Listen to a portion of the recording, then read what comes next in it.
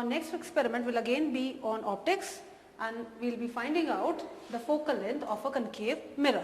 Now, as all of you know, concave mirror is a converging mirror. We will be using an object. This basically will be in the form of a needle. It will be sending two rays towards the mirror. One is this. It will go from the focus after reflection, and this, which initially is coming from the focus, will follow a parallel path and will try to meet the first ray at this point. Now obviously, whenever two refracted rays appear to be meeting, they always will form an image. Now if this is the object, in the same fashion you will be getting an inverted image of the same out here. Now you will be wondering that if the image is this, what is this standing for? Now this is again a needle known as the image needle, which is used to locate the image which is there right above it. The reason being, the image is although real and inverted, I can see it but I cannot locate it unless and until I use another needle to get its direction on the optical bench. Now in order to find out the focal length, the formula which I will be using is the basic mirror formula. 1 by V plus 1 by U is equal to 1 by F. This being the image distance, this being the object distance, F being the focal length of the mirror that you are using. Now U will be obtained from the distance between the object needle and the mirror. By the mirror I mean the pole position. Similarly, the image position V I can obtain by this distance. Now after conducting this experiment, I will only be having V and U values. Either I can solve for F analytically or I can use even the graphical method. Here you can see that we have a graph of V versus U readings. Now can you tell me why I used a minus sign along with them? Because it is being formed on the negative axis. X and Y value that we have on the axis is negative. We have taken negative axis exactly. Okay, and the reason for getting U and V values is because of the sign conventions that we follow in optics. Now you will be getting a graph of this shape. Once you plot this graph, you can easily bisect it, and the point where the curve is bisected, you can see what is the corresponding value of V and U that you are getting. Now once you get V and U values from the graph, obviously you can substitute them in the formula 1 by V plus 1 by U to obtain 1 by F. When you invert this, you will be getting the focal length. Mind you, all these distances we have taken in centimeters.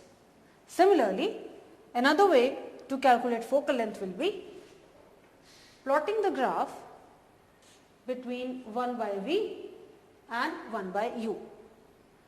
When I plot it, I get a straight line intersecting the x-axis at this and y-axis at this point.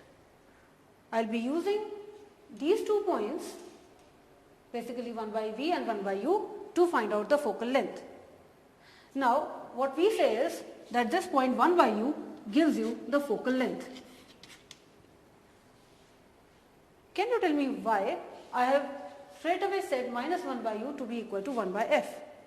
Ma'am, this is because at this particular time, ma'am, the value of one of the variable is non-zero, whereas the other comes to be equal to 0. So Okay. when we put it in this formula, we directly get the value of 1 by F. That's absolutely correct. On this axis, I have 1 by U, but 1 by V comes out to be 0. So when I substitute it in the mirror formula, I straight away get 1 by U to be equal to 1 by F.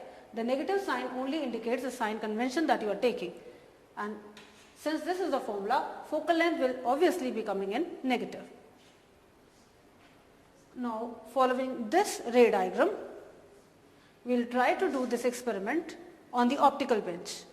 Basically we will be using U and V values.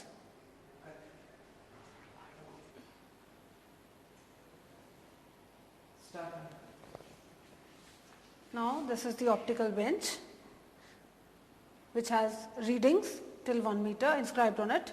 This needle, as you can see, is the object needle. This is again an image needle. Now these two can be interchanged, and since these two look alike, I am using a small paper flag along with this needle to differentiate it from the next needle.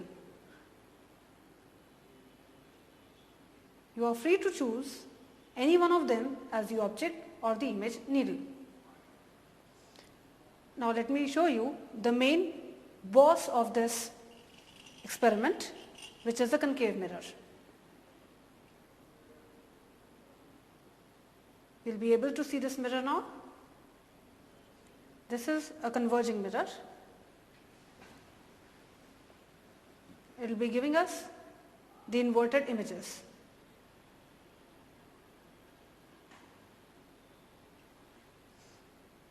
Now we will be setting it to find out the value of center of curvature, because we want to find out the value of focal length. Before doing that, it is very necessary to remove the parallax error from this experiment. Excuse me, ma'am. What is parallax? Now basically parallax is a kind of error in which if you try to see from this side towards the object and the image needle, there is a relative shift. One appears to move slower than the other. So this is said to be parallax. Ideally they should be moving at the same speed at left or right as you move your head. Now the reason why we want to find out the focal length is that I always have to work away from the focus in order to get the real images, because within the focus you will always get a virtual image which cannot be seen by any screen or by any image needle.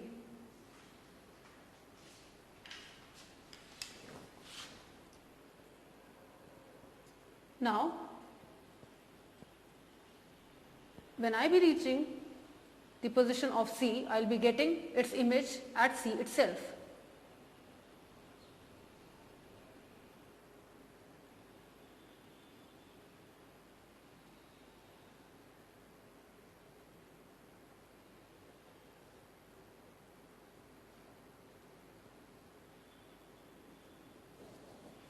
Now in the view of the camera, you can see the object needle. Now if there is a parallax, you won't be able to see its image exactly tip to tip with this needle. It will be either left or right from the object, and it can be clearly seen if you try to move your head away to the left or the right from the object. Let us try to see what parallax looks like.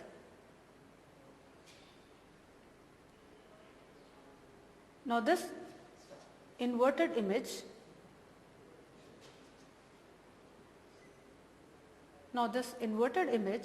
represents the image of the needle shown below.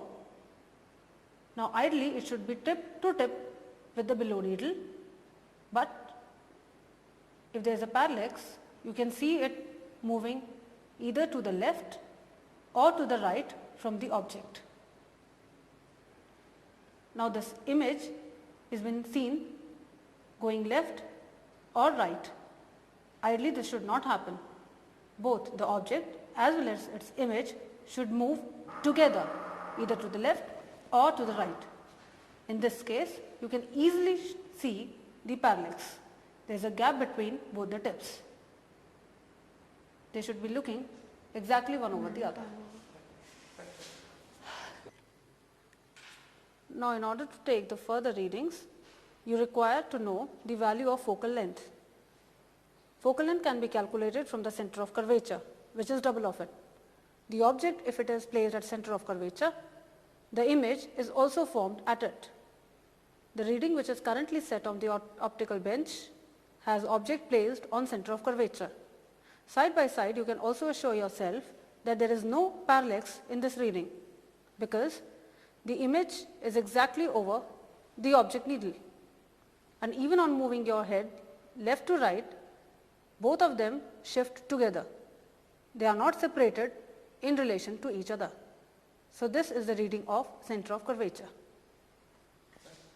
Now having removed the parallax error and having found out the value of focal length, we are using these two uprights. This will be acting like your object, and this needle will enable you to locate the position of the image. Now since both of them look alike, I'll be using a small pointer in the shape of a paper flag in order to discriminate object from the image needle. Now I have to take the object needle well away from the focal length of this mirror, which I have just now determined. Can you tell me why I can't take this object needle between focus and pole of the mirror?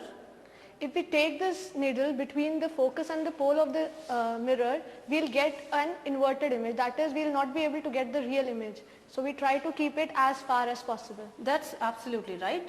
Now at this position, you can very well see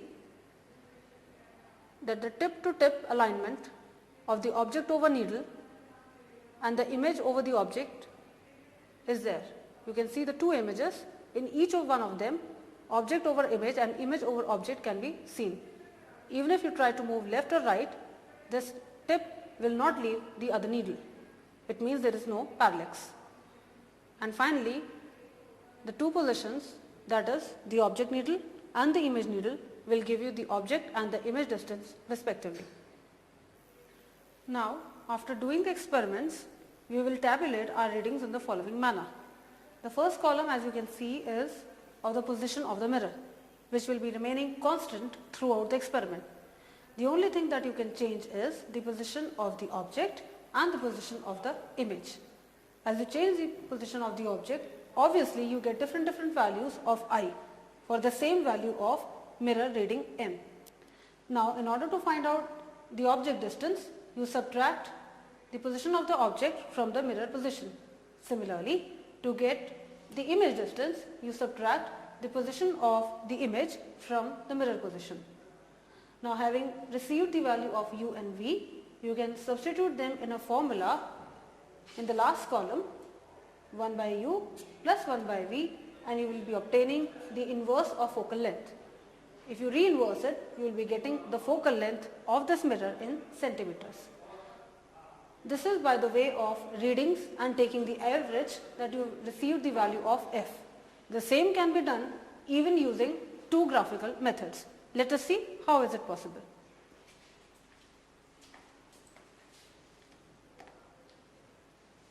Now, this graph shows you a plot of v versus u readings. When you get the similar points as per shown, you can connect them using a smooth freehand diagram.